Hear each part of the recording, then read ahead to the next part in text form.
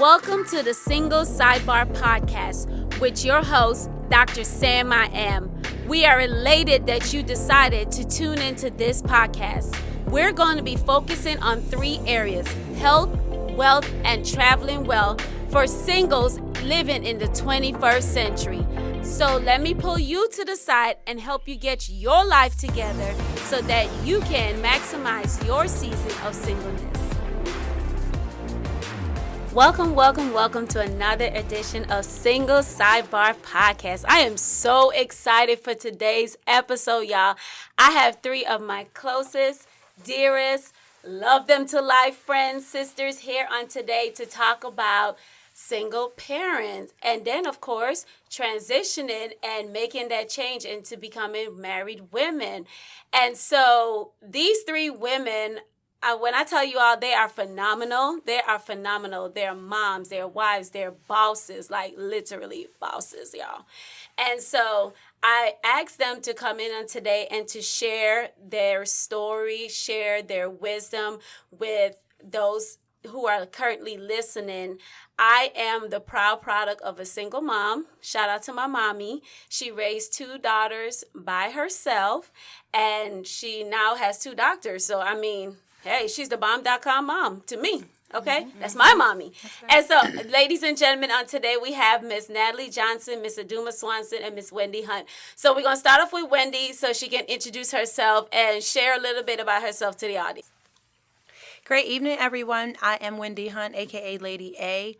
I am a former single mother of 2 daughters. I now have 3 daughters, and I am married almost 8 years. I'm ready to have some fun tonight, and on to Aduma. I'll tell you guys more about me as the episode goes on. Okay, good evening, or great evening. My name is Aduma Swanson. I am the salon owner of Jade & Company Salon. I've been a salon owner for about maybe almost 13 years. This year will make year 13. So I am a former single mother of 4 children. And yeah. That's me. We're going to get into a lot of good things tonight, and I'm just excited to be here. Hi, I'm Natalie Johnson, and I'm also a former single mother of a now 14-year-old boy. He was my only one, and of course now I have a 3-year-old with my husband and one on the way. And I look forward to tell you all about raising a boy on my own. Oh, yeah. Boys are fun, y'all. Yeah. Talking to someone who actually works with them all day. So, yes. Boys are fun. And so, ladies, of course, on tonight, we're just going to really get in and kind of dive deep, to help those single moms who are listening on this podcast. And you all know we're now in the 21st century. Our kids are being exposed to social media. There's different things we may agree or disagree with politically that's happening in our society. Societal norms have shifted. How do you, as mothers, or how did you, when you guys were single parents, how did you handle what mom says versus what society is saying? And so raising your children as a single parent, I know Wendy with 2 girls, Aduma, 3 girls, 1 boy, and then of course Natalie with 1 boy. How do you raise a child with all these different societal things combating what it is that you're raising or what you're teaching them? I think that raising them, you have to have the communication open, because there's so much that they do see on television, social media, even in the music that's out nowadays. I know my children, I remember that, them just growing up in church. One thing that was different than the way that they were raised and I was raised is that they are more they're allowed more to speak their mind, whereas we grew up where whatever my mother said, it just went. You didn't ask. If you asked, you liable to get your face slapped, or be punished on punishment forever. Where now, my thing was, I don't want to shut my children's mouth, and so we're more we have a better communication line open. And that doesn't mean that they don't get out of hand. It just means that, they're more open to share with you certain things that they view as what they want to do, regardless of how they were, quote unquote raised. This is what I want to do. And, because I said so is not an answer. Right. That's good. Well, one thing I will say, I promised myself tonight I was going to be really transparent about being a single mom. And I wouldn't say it's a failure, but I did struggle as a single mom about being around. So a lot of times I found myself where I was working and Caden stayed with a babysitter. So I wasn't there as much to enforce the things that maybe I should have or that he found elsewhere. So I found out that a lot of things he absorbed from other parents versus where he should have absorbed from me. I've learned and I've tried to instill that in my other kids, and that's kind of just as a single mom struggle has been for me, is I had to work to provide. You know what I mean? I couldn't be there. I tried to explain it to him. So one of those things was when I got around him, I would give because of the absence that was Absolutely. there. So it was kind of like it turned on me where it was like you should be the parent saying, hey, don't do this, don't do that. I messed up and I gave in and I gave him all the things he wanted because of my lack of presence.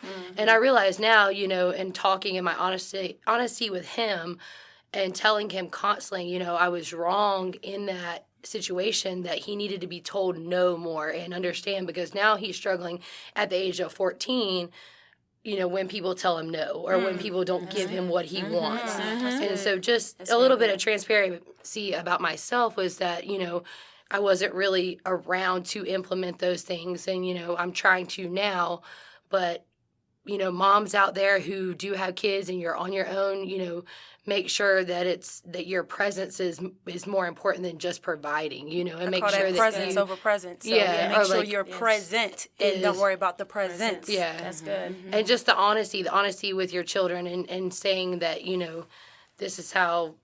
You get what I'm saying? Yeah, we got you. And that's good. Well, what I was going to say is, it's weird because I've been a single mother twice. So I was a single mother when my oldest daughter was around, and then I became single. So I was married for 16 years, and then I became a single mother. So the things that my older two children experience is exactly what you're talking about, that presence, because now I'm forced into a situation that I had not been into for 16 years, right? So now I'm back a single mother. And now I'm raising 4 children on my own, and now I have to work. So now at this point, I got a business. I have to provide for them. And so what you're saying is exactly right. I did overcompensate, and you can see that in my younger 2 children. They are spoiled brats, and so they understand it now, and I understand it now, is that what I lacked in being there, I made up for it in giving. It's just like you're tired, I've been working all day, so now why can't I have it? Please, why can't I say, why can't I go? And then you just finally say, okay, whatever, just okay, it's just too much. And so knowing now, they do have a problem telling them no. They have a problem when you tell them no.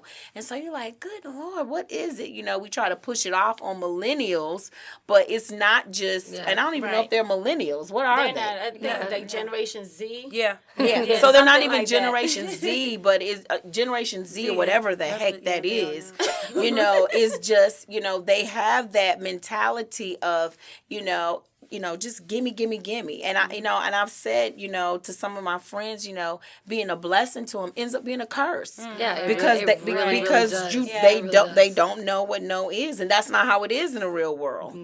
So having a balance. Yeah. So for me, social media was not as prevalent as it was, and primarily because I was a teenage pregnant mother. So, it's crazy when I think back.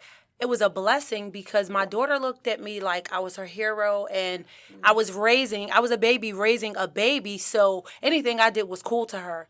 As she got older and went to high school, then she had her peers, and of course then she had the peers like, oh, your mom's so cool, she looks so young, this, that, and the third. So she definitely, I didn't have any problems with her not listening or not being receptive to some of the things that I told her. And I always told her, value yourself. And like Natalie said, I worked a lot, and I think I was the fun parent because she wasn't problematic. I didn't have to discipline her.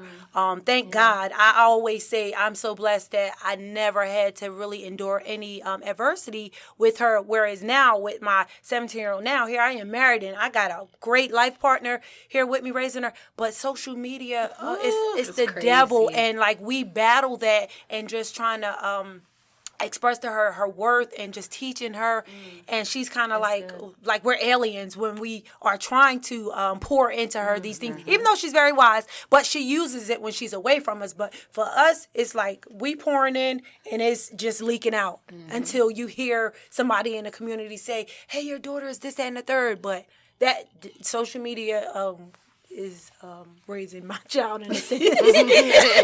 It's awful. And it's not really so much raising them, but it's giving them an unrealistic expectation. Yeah. I was listening to, I think it was Stephen Covey today, and he said that, that social media really gives people a perception and not really a reflection of what's going on. That's right. And so when I look at something, I perceive it to be this, but I'm not getting a true reflection, and it's really a social mirror, not social media. It's a social mirror. Wow. It's whatever That's I real want you good. to see. You understand what I'm saying? And That's in their real good. minds, they can't get it. So I was like, wow, that's really deep. But yeah, social media is like, It's just awful because they look for it for validation and they look for it And for that's a big self-confidence. And like, I go back to having a boy, but a 14-year-old boy right now trying to, they have this image that they put on that they're so, Macho. ego and everything, but deep Yeah. down his self-confidence is so low. So we're working on that right now. But like you said, social media is so hard because they look for that for the validation of how many likes they get and how, Right.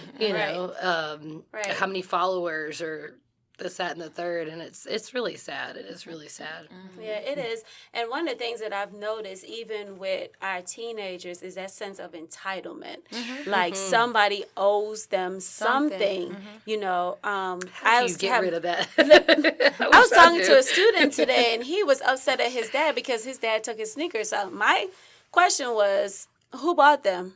Well, I mean, I know he bought.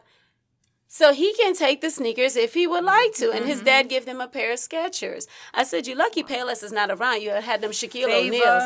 Listen, and you guys know them Shaquille O'Neals do not bend. So he would have been out of his mind, okay? And then if they took the cell phone, like, it's the end of the world if they take their cell phone. Yeah.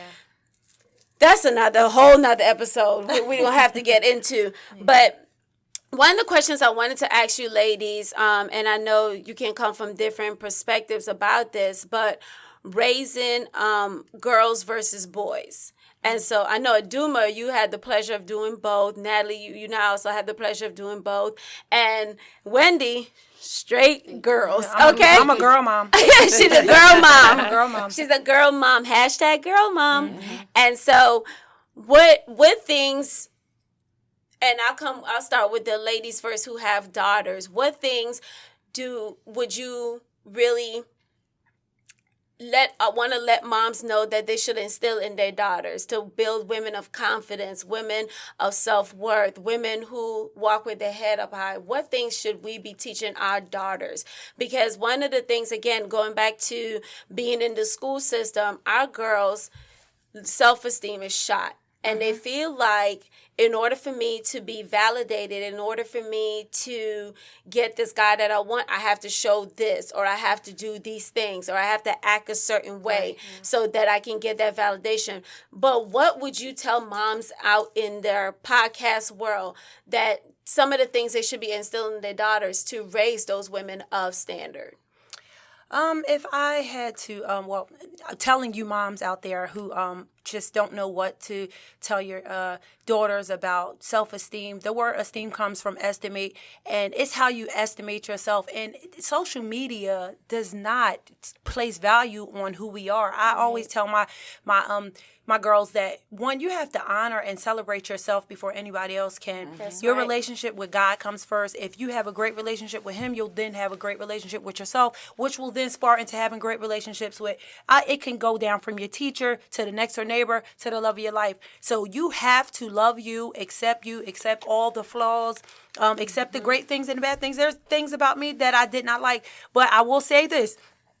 We, as parents, we try to tell our kids these things, but if you're not transparent and you're not telling them that, you know again. what, I was just like you, and you're just acting like that you just had it all together one day, they're not going to listen. So keep it real. When I tell you, I keep things real with my girls, and I mean, I could dig and tell y'all some stuff, but I think when I do those things, it allows them to open up, and it's like, you know what, she's right.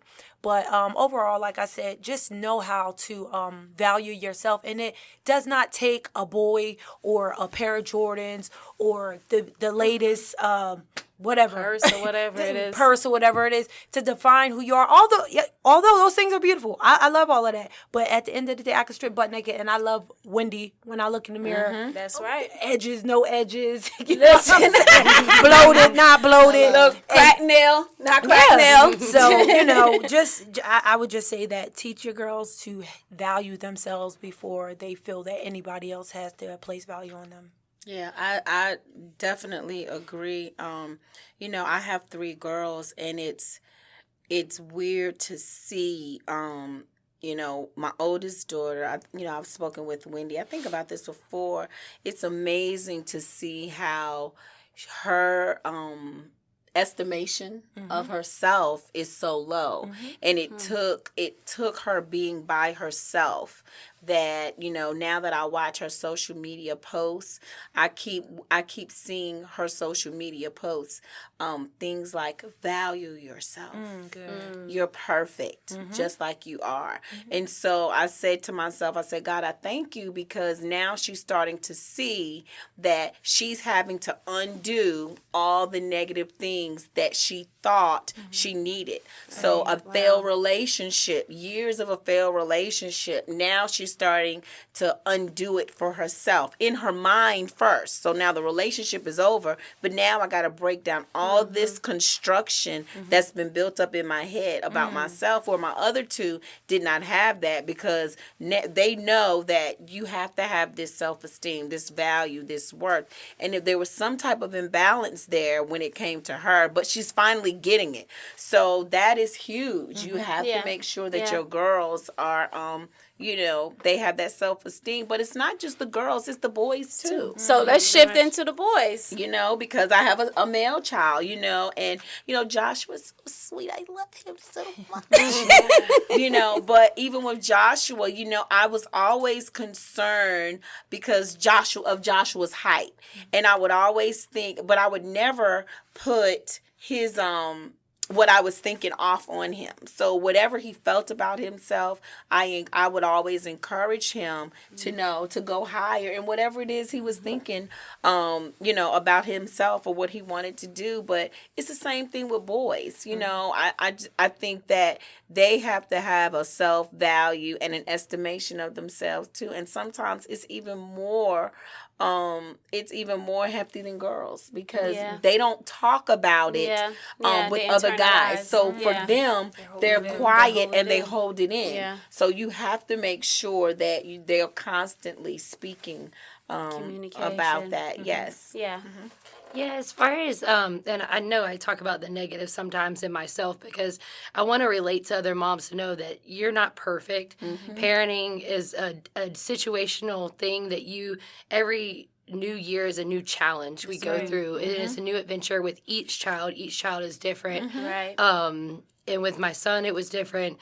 my daughter's a little bit younger, so I'm experiencing with her a different stage at 3. But one thing I want to do, and I say this in the sense of I want to do different than my mother did, is try not to criticize her to help with that building of the self-esteem and everything.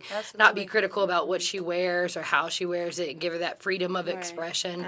Likewise with my son, too, which is very, very hard nowadays with hairstyles and clothing wear, and whether they want to wear tight jeans with T-shirts that are like 5-year-old size, underwear, and you want to, or I like to say medium. Medium, or I don't know what is going on. I try to encourage both of them to just, be themselves and be acceptant to what they are, accept how they are, who they are, and love them unconditionally.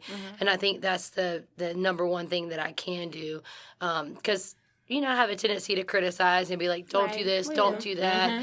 And I get that from my mother as well, being very critical. And so I have to just remind myself to build them up as well, not just self-esteem, but just in a whole of how they are as a person, their personality traits, whether it's the way they look or how they talk. Because going to social media and stuff with teenagers, they want to talk a certain kind of way. They want to say a certain lingo. They code switch. Yeah, and so that throws me through a loop a little bit. But I try to... Like I say, I try to do the best I can to build them up, to make sure he understands what makes a good man, a real man. And that's like being educated, being smart, being nice to people, having a good character, and try to take away from the emphasis of how poorly he dresses right now. We love you, don't nephew. We still love you. Right. I just hope that I can relate to other mothers out there going through the same thing, and know that, I hope they know that, it's okay, and this becomes like a space where they can relate to and understand and be transparent to know that, you just deal with one thing at a time, that, and do the best that you can. That's all you can do. But. And so, unfortunately, time is winding down. And I'm telling you guys, I told you this conversation was going to be juicy on today. And so, ladies, if you can give yourself, single mom self, back in the day, prior to marriage, prior to now, prior to the businesses, everything, what is the one thing you would tell yourself? I'll go first. The very first thing I would tell myself is you are more than enough. You're capable, and you do not need a man to make it through. That's right. You're 100% fine. Okay. That's what I would tell my younger self. That's good. You want me to go next? Okay. So, I thought about that. For probably over the weekend, when you told us, that was kind of one of the main questions. And I think for me, I would have told myself to not stay stuck in the pain. As a teenage pregnant mother, you face so much judgment, and It's okay. I know she's... it's crazy because the pain still is there, and you just don't know when until you face it again. But I was brought up in the church, and my grandfather was the pastor, and I can remember we had academic awards, activity, whatever you want to call it, and I did the best out of all the kids in the church. But because I got pregnant, he disqualified me and said I was a disgrace. And that was like really, really, really hard for me. And I faced that so much that I stayed stuck, and I thought that I missed all my blessings because of it, not knowing that God had so much ahead of me. That's right. So I would tell you to continue to produce. Yes, it does not mean it's over. You have to speak life and pull yourself out of it and deal with the situation. Now, granted, I dealt with it, but you can still see the residue of hurt. And that's probably one of the biggest things that that I probably faced in my life that it still pains me. My grandfather has been gone for over 15 years, but just to talk about it, I just revisited those emotions. But don't stay stuck in that. Imagine if I was stuck in that. I couldn't produce and have a great family, or have a great marriage, have great relationships and sisterhoods with you all. So do not stay stuck. Continue to move forward.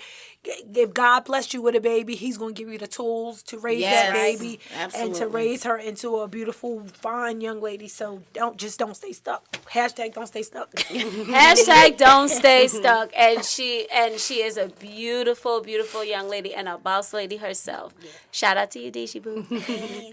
I think if I could tell my old self, it would be stop running from your truth. Wow. And I say that constantly because I worked all the time, and it was kind of my way. I was very young. I was 19.